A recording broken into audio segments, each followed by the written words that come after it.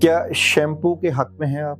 बिल्कुल भी नहीं, साबुन के हक में हैं आप? बिल्कुल भी नहीं ना आप शैम्पू के हक में हैं, ना आप साबुन के हक में हैं, ना आप क्रीमों के हक में हैं। जी। अब लोगों के लिए बाल एक बहुत बड़ा मसला है। जी बिल्कुल। और शैम्पू कहते हैं कि जौन सा भी लगा लो उसमें केमिकल है और जी। नमकियात हैं, जी और नमकियात बालों का बेड़ा गर्क करती बेड़ा हैं। गर्क करती है। और जब बालों में रफनेस हो जाती है हाँ जी, तो फिर क्या किया जाए? हाँ जी।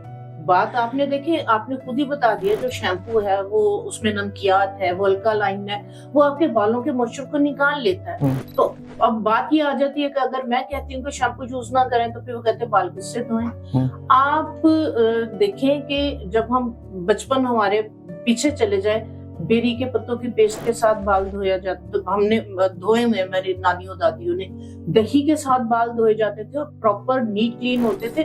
और इतनी इतनी मोटी चुटिया होती थी कि एक ही चुटिया के अंदर बाल पूरे नहीं आते थे, दो दो चुटिया करनी पड़ती थी।